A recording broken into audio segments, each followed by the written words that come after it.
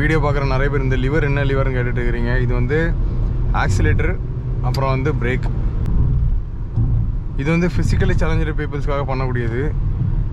அப்படி யாருக்கா உங்களுக்கு பண்ண மாட்டேன் இருந்துச்சுன்னா டிஸ்கிரிப்ஷனில் வந்து நம்பர் கொடுத்துருக்கேன், செக் பண்ணி பார்த்துக்கோங்க. நம்ம காலேஜ் ஓட்டில் கைசா ஓட்டிகிட்டு இருக்கிறேன்.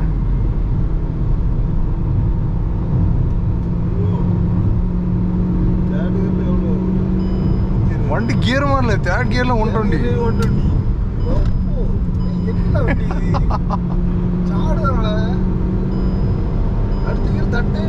அப்புறம் தேர்ட் கியர் 130. இப்போதான் ஃபோர்த் கியர் வந்துட்டு ஆட்டோமேட்டிக்காக மாறுது.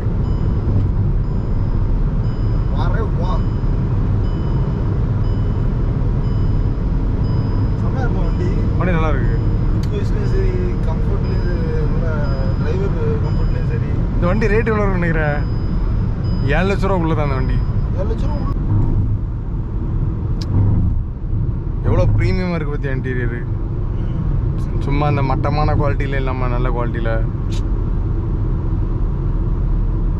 அதான் இந்த ஹுண்டாயில் உள்ள ஒரு ப்ளஸ்ஸே அதான். ஒருத்தர் சொன்னார், அதாவது அவர் வந்து டாட்டா பஞ்ச் எடுக்க போனார். பஞ்ச் எடுக்க போனவர் ஹுண்டாய் அவர் ஐட்டன் இல்லை எக்ஸ்டர், அந்த ரேட்டுக்கு எக்ஸ்டர் எடுத்துட்டாரு. எக்ஸ்டர் வந்துட்டு அவருக்கு கம்ஃபர்டபுளாக இருக்குதான். கம்ஃபர்டபுள்ங்கிறத விட வண்டி லுக்கு சரி, வண்டி பெர்ஃபார்மன்ஸ் சரி, உள்ள கம்ஃபர்ட் சரி, எல்லாமே வந்து அவருக்கு பஞ்சை விட எக்ஸ்டரில் பிடிச்சிருக்குது. அதனால அவர் எக்ஸ்டர் வந்துட்டு உடனே எடுத்துட்டாரு.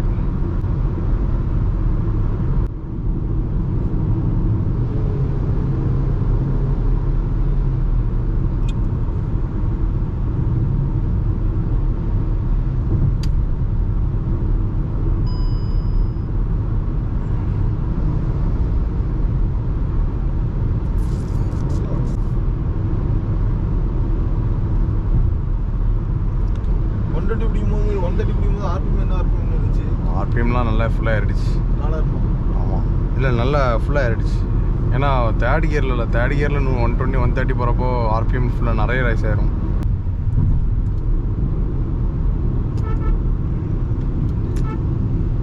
ஹுண்டாயில் வந்து இதான் ஒரு ப்ளஸ் என்னென்னா அந்த ஹார்ன் வந்து நீட்டாக இருக்கும்.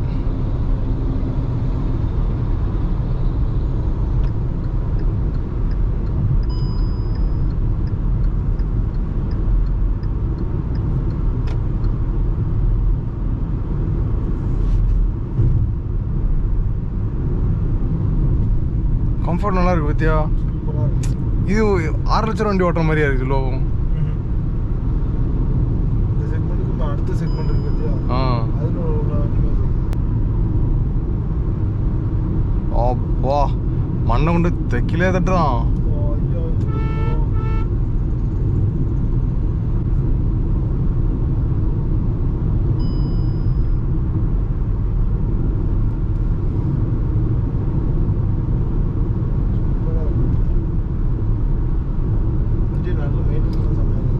ஒயிட் கலர் இன்டீரியர் பற்றியா சரியான கஷ்டம்.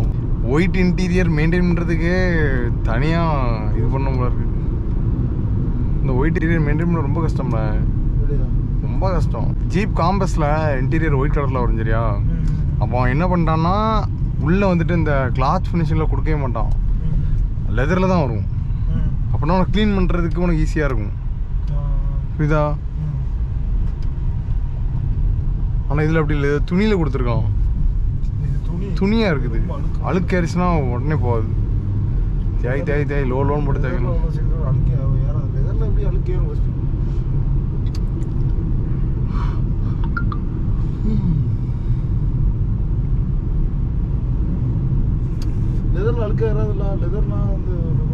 அதான் லெதரில் அழுக்கு ஏறாது. ஆனால் அந்த ஏறுற அழுக்கு வந்துட்டு அவ்வளோ சீக்கிரத்தில் டக்குன்னு பிடிக்காது, அழுக்கு டக்குன்னு இழுக்காது.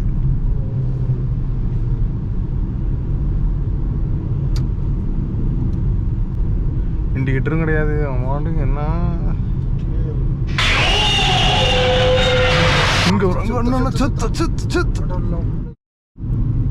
அவன் தான் அந்த இனோவா தான். போட வந்துருக்கும். இதெல்லாம் பார்த்து ஓட்டுங்க. ஏய், மச்சான் யாரா இவனுங்க? பின்னாடி பார்க்கவே முடியும். அவன் பார்க்கல, பின்னாடி பார்க்கல அவன்.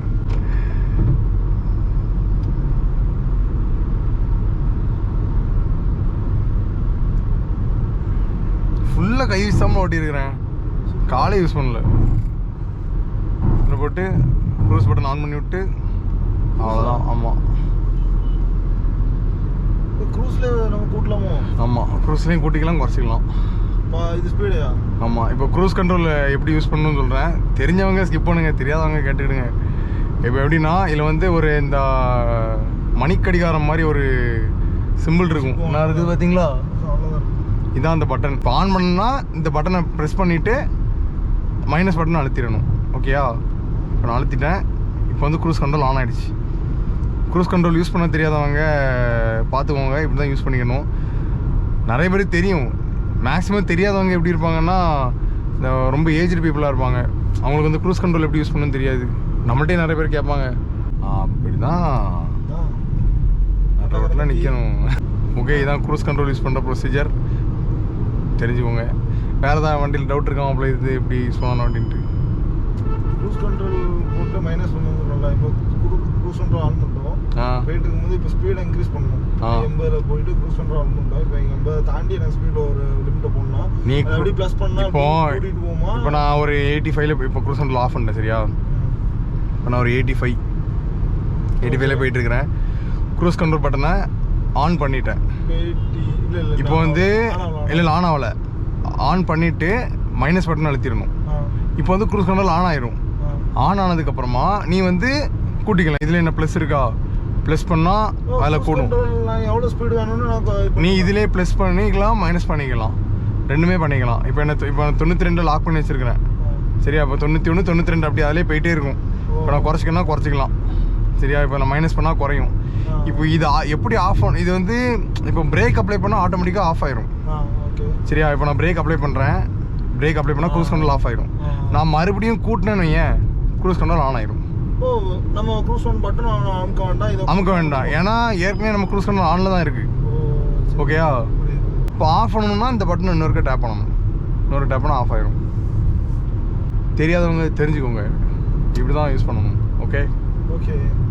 நல்ல ஒரு செக்மெண்ட் கார் பற்றியா, நல்லா இருக்கு வண்டி, ஸ்மூத்தாக நீட்டாக. ஃபேமிலிக்கு சரியான கம்ஃபர்ட். ஒரு 5 பேர் இந்த வண்டியில் தாராளமாக போகலாம். நீட்டாக ஸ்மூத்தாக லாங் போனால் போய்க்கலாம். பாடி டயர்ட்லாம் அந்த அளவுக்கு இருக்காது. யாராவது இந்த மாடல் ஸ்பெசிஃபிக்காக யூஸ் பண்ணிட்டு இருந்தீங்கன்னா கண்டிப்பாக கமெண்ட்டில் சொல்லுங்கள். வண்டி யூஸ் பண்ண எப்படி இருக்குது, வண்டி யூஸ் பண்ணுறவங்க யூசர் ரிவ்யூ எப்படி இருக்குன்னு சொல்லுங்கள். வீடியோ பார்க்குறவங்க கமெண்ட்டை பார்த்து வண்டி எடுக்கலாமா வேண்டாமான்னு யோசிச்சுப்பாங்க.